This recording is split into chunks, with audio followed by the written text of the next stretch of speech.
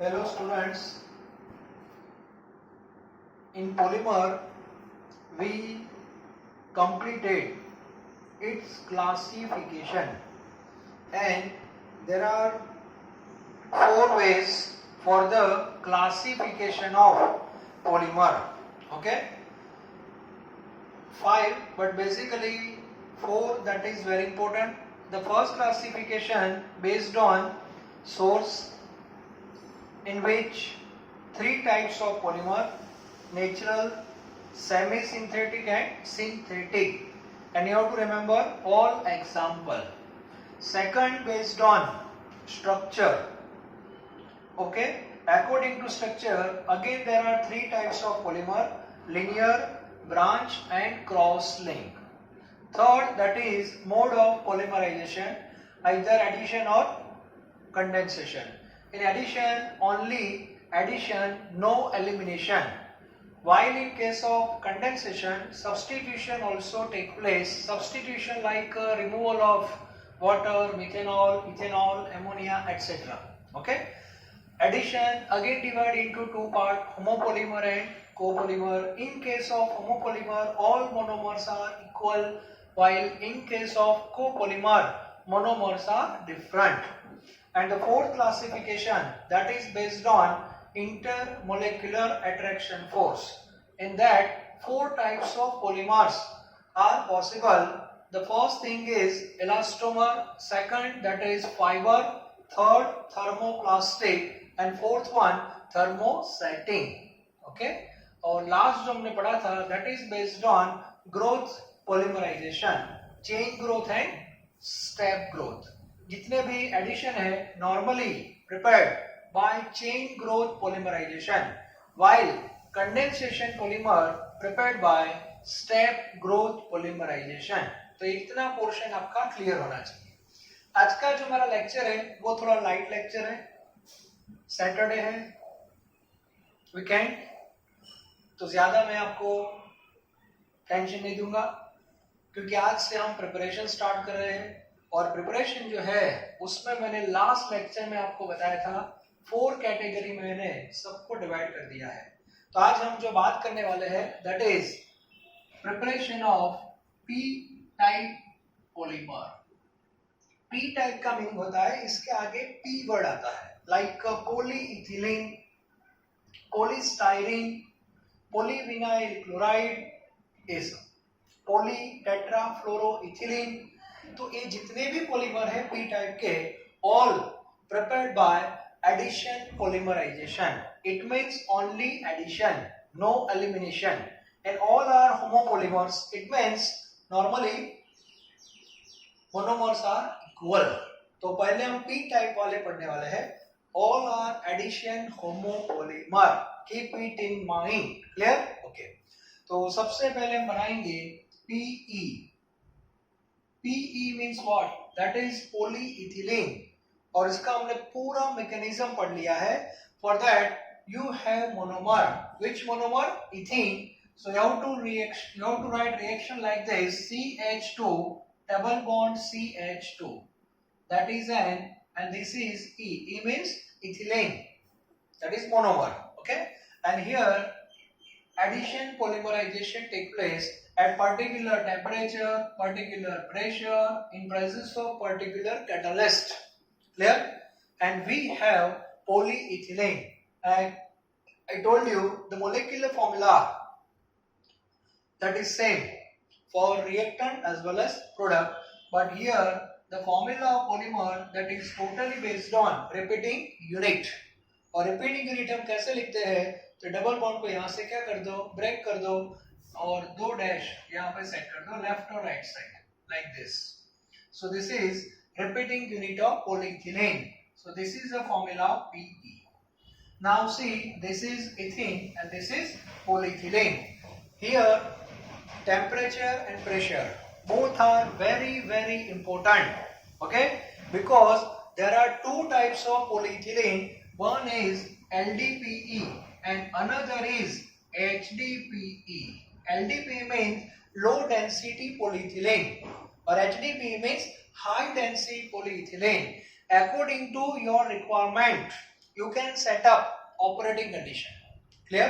तो हमारी जो टेक्स्ट बुक है उसमें LDP और HTP दोनों का रिएक्शन सेम है, but operating condition, temperature, pressure all are different. So you have to remember all operating condition with catalyst. Okay? In case of HDP, जो hard plastic होता है हमारे घर पे यूज होता है, that is HDPE. हमारे घर में लो डेंसिटी वाले भी सब्सटेंस यूज होते हैं, ठीक है? यहाँ पे HDP में कैटलिस्ट आता है, that is called Ziegler-Natta catalyst. In LDP only benzoyl peroxide is used. Okay? Ziegler-Natta means important for MCQ. C2H5 thrice aluminium, triethyl aluminium plus TiCl4 titanium tetrachloride. This is a mixture, and that is called Ziegler-Natta catalyst. Okay, so this is a very important for MCQ. Now second, after polyethylene, that is a Teflon.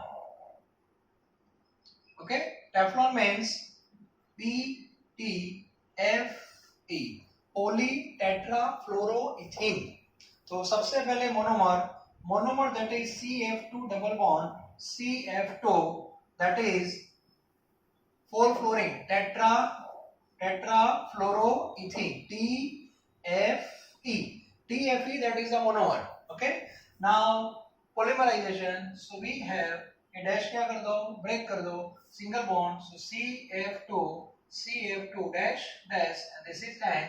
आगे जो लिखा TFE, इसके आगे क्या कर दो, P कर दो. P in, that is polymer. P out, that is monomer. Clear? ये बहुत सिंपल है. Third, that is PAN, that is pan, not Banarasi pan, PAN. So which one is monomer? That is AN, acrylonitrile, and the formula of acrylonitrile, that is CH2 double bond CHCN. Yes, this is AN. AN means acrylonitrile. If polymerization occurs, then we have polyacrylonitrile. Polyacrylonitrile means CH2 single bond CHCN dash dash. This is an PAN, that is pan. Clear? तो तीन preparation हो गई, बहुत simple है.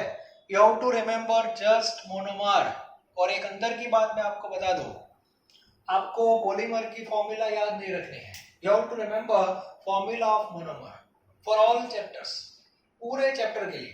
Okay, तो ज्यादा polymer की जो फॉर्मूला है वो थोड़ी कॉम्प्लिकेटेड होती है एन के फॉर्म में, but you have to remember formula of monomer, and if you know monomer then you can write formula of polymer easily. Is it clear? Okay, now number 4 that is PVC. ये भी आपने पढ़ा होगा, PVC poly vinyl chloride. So polyvinyl chloride की formula है, उसमें Vc चाहिए CH2 CHCl, कितने N, that is Vc. Now PVC means CH2 CHCl dash dash, and that is PVC. Simple. And the last one, that is PS. PS means polystyrene. So that is a made up of styrene. So styrene means benzene की ring है, और यहाँ पे vinyl group CH double bond CH2, that is S. S means styrene undergoes addition polymerization, then we have polystyrene like this. Okay, CH2 dash, और ये आपका हो गया and that is PS, polystyrene. तो सिंपल है. तो आज का ये जो लेक्चर था उसमें मुझे ज्यादा आपको कुछ देना नहीं था. वीकेंड चल रहा है, सैटरडे है आज, ठीक है? ओके, तो मेन चीज ये है, जितनी भी प्रिपरेशन हमें पढ़नी है उसको मैंने 4 कैटेगरी में डिवाइड किया है, वो आपको पहले पता होना चाहिए.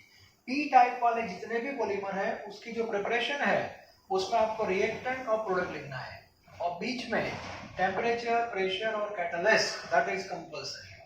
ओके, और एक क्लियर होना चाहिए. ये आपको याद रखना है, मुझे याद नहीं रखना है. तो मटेरियल है या तो आपकी जो टेक्स्ट बुक है उसको अच्छी तरह पढ़ना, पर्टिकुलर पी टाइप में कौन सा टेम्परेचर है, कौन सा प्रेशर है, कौन सा पर्टिकुलर कैटलिस्ट है, कोई typical category you have to make underline. It means this is important for MCQ, not even for board exam.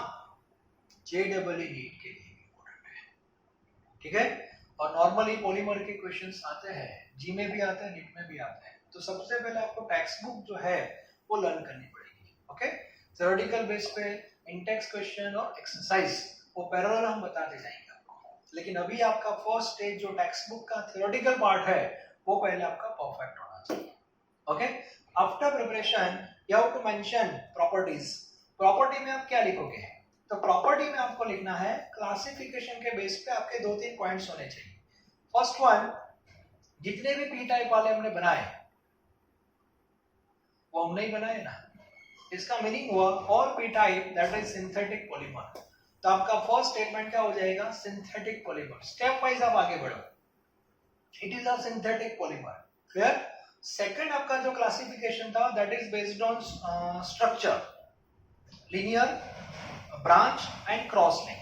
तो मैंने आगे बताया था पी टाइप वाले जितने भी होते हैं वो नॉर्मली ब्रांच जब मॉलिक्यूल होता है, तो जितने भी आपको पी टाइप वाले आएंगे वो ब्रांच वाले आएंगे। हाँ, कुछ एक्सेप्शनल केस है तो आप टेक्स्ट बुक पढ़ लेना, वो लीनियर शायद हो सकता है, otherwise majority that is comes in branched polymer.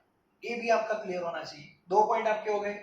Third, based on mode of polymerization, either addition और कंडेंसेशन, ऑल आर एडिशन, वो भी आप लिख सकते हो।